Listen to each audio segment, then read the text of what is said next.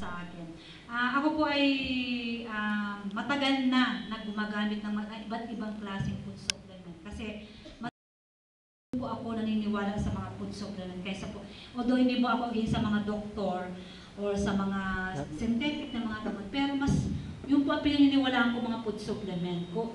So ako po ay may problema sa thyroid kasi ano na po, 18 years old pa lang po ako kasi dati po ako mga nganta ng simbahan. Ako po ay umiinom ng malamig siguro, yun, doon ko po nakuha yun. So, from that time na ako po ay nakakuha ng yung ano po, yung sa thyroid lang.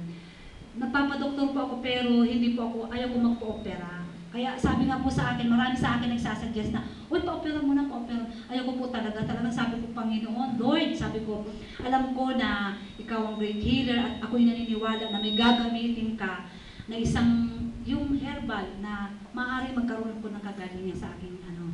And then ako rin po ay na-aksidente, so nakita niyo po kung paano ako lumakad. Ako po ay na-aksidente, kaya, pero na-operahan po ako sa aking paa, pero yun lang, pero pagdating sa liig, ayaw ko po talaga magpo-opera kasi baka ako din ako mag-steam yung pangaking ano. So, iba't ibang klaseng herbal po ang nainom ko, mga, siguro sabihin niyo na po, iba't yung mga herbal, may Jedavir, may kung ano. Marami po ako nainom na mga, yung intra, pero alam naman po natin na maganda naman yung products, pero mahal, sobrang mahal. So, hindi po kaya. So, yun po, marami ako naiinom ng mga food supplement. And then, nung pong nainom ko itong barley na ito, may iba akong iniinom na vitamin C. Pero herbal po siya. Ano siya, natural na, na vitamin C. Pero nung dumating ito, nakilala ko po si Ate Bella sa si Joanne. Yung po sinira nila sa akin, bakit daw hindi ko subukan yung barley. Tapos, ako po kasi, ako po yung Christian. Sabi ko, may isa ako po yung nagpipray, mayroon po akong na-research sa Bible, na-encounter, na verse sa Bible, isa pong Bible character na si Hezekiah, na siya po ko sa panahon ngayon, may ano siya, cancer, di ba, yung may buko si Hezekiah, na yung pong kanyang panalangin na wag siyang mamatay kagad. Kasi kung ngayon sa present po natin cancer po yun, siya po ay nag-pray talaga kay Lord, na sabi niya, Lord, bigyan mo pa, extend mo pa ang aking buhay. And then, yung pong isang sign na siya pinagaling, sabi po ng Bible, sabi niya, kumuha ka ng dahon ng igos, di ba yan sabi po sa Bible, na itapan mo yun sa iyong bukol, sabi niya. So, yun po ang ginawa ni Hezekiah, siya po'y gumaling. So, doon po sa verse na yun, nagkaroon po ako ng sa aking sarili na, pwede kong maano yun, pwede kong maklaim yun sa akin din na one day may gagamitin si Lord ng isang instrument, isang herbal na magiging healing po talaga. So yun po, yung barley, alam po natin na nasa Bible po yan. Sa Tagalog po ang barley, cebada. So po yung sabi ko, Lord, sabi ko ako'y naniniwala na ito yung isang kaparaanan na yung healing talaga, mararanasan ko po talaga. So nung share po sa akin ni Ate Bella sa kanila Joanne, sabi ko, maganda talaga ito kasi dito sa Pilipinas wala naman ako nakikita si Bada. Sa ibang bansa lang po ito nakikita na ano na po natin. So, sabi ko, i-try ko ito. Doon nung binigyan po ako ni Ate Bella ng isang bote, kasi sabi ko nga, parang, di ba, mag-register tayo, magkano po yun. Noong time po yun talaga wala po talaga akong pera, sabi ko marami po kami, although may business po kami ngayon, pero may mga priorities po tayo na inaano. Kasi, siyempre, magsali ka magkano. Sabi niya ni Ate Bella, try mo muna ito para at least makita mo kung ano yung sa katawan mo. Nung binigay po sa akin ni Ate Bella isang bote, hindi ko po talaga siya ginagalaw pa. Pero nung Saturday na po, siguro mga 2 araw bago ko siya talaga, sabi ko, iba talaga mararamdaman ko, parang nasusuka. Kasi yung pong business namin, internet cafe, na kumbaga sa pressure talaga, yung puyat, yung ganun, maraming iniintindi na talaga nakakapahina ng immune system natin. So, yung radiation pa, kasi nababantay po ako sa internet cafe, ganun po. So, nung time pa, nasusuka talaga ako, nung sabi ko talaga, subukan ko na kaya itong inumin. So, nabili pa ako ng mineral water. Then, tinry ko po inumin yung ano na yun, yung isang ano po, hindi ko naman siya inubos yung sa bote, pero nag-inom na ako kagad. Hindi ko siya inubos. Pero, may naramdaman ako dun sa pag-inom ko pa lang po ng isang bote, nawala po yung aking parang maduduwal po ako. Hindi nahihilo po ako nung time na yun. Nawala po yun. Sabi ko, maganda. Sabi ko gano'n. Thank you Lord. Kasi sabi ko, meron ng na positive effect sa akin. So, sinabi ko kay Ate Belen, ganun po. Binigyan po niya akong additional na products. Ang nakita ko po doon, nung pag-inom ko ng mga ilang araw, may mga parang sinipon ako, na parang nag-hatching ako ganun. Tapos, nakita ko may mga nilalabas ng parang mga plema-plema, ganun po.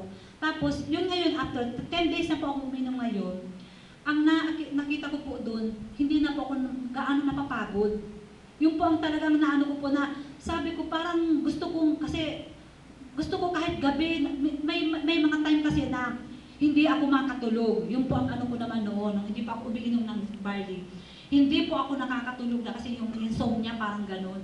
Pero nung inumin ko po ito, parang ang sarap matulog. Kaya kanina, sabi ko parang ayaw ko umatin kasi nakaiga ako doon sa ano namin, sa internet, sa shop po namin kasi may kapalitan po ako doon. Parang gusto ko pang matulog. Parang gusto ko talaga matulog. Sabi ko, yung po ang naalis sa akin ngayon yung insomnia. And then yung pagod po, na pag nahiga na po ako, tuloy-tuloy na yung tulog ko. Yung po na, pag ako naman ay nagtumayo na, parang gusto kong galaw ng galaw, yung parang ganun. So, parang hindi ako na humihingal na pag-akyat mo sa hagdan, wala na yung pagod na. Yung po ang nakita ko po, sabi ko nga, Lord, ako'y naniniwala. Saka, yung pong aking sa leeg, 30 years na po mahigit.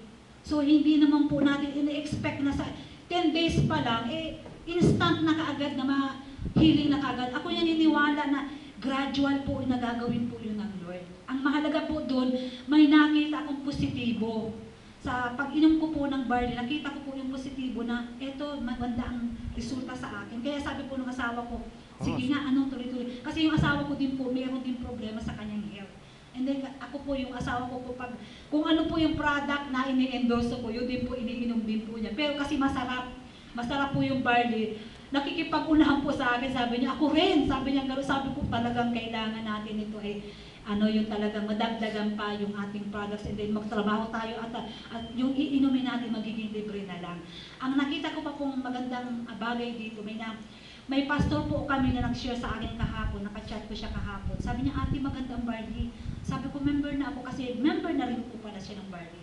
Alam mo ate, sabi niya, yung auntie ko, sa barley, nagkaroon po siya ng Montero. Yung po ang sabi nung pastor po namin. So, yung po ang magandang bagay. Sabi ko nga po, yung product maganda. Kapag maganda ang product, yun na po, yung maganda na po ang maging resulta sa atin.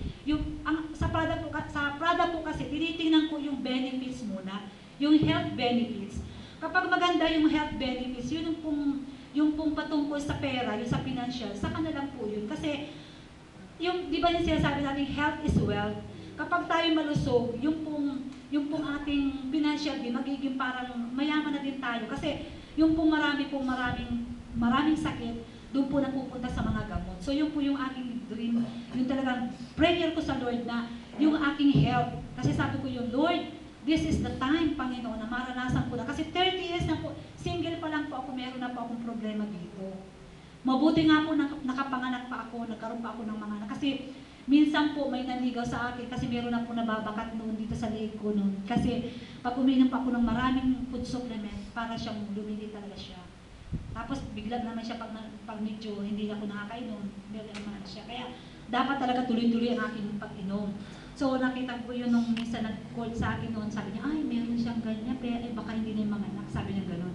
So nakita ko po na salamat sa Panginoon kahit na magkaroon ako ng problema sa anak pa rin po ako, praise God. At alam ko po na one day ako po naniniwala na nanampalataya sa Lord kasi po siya ang great healer.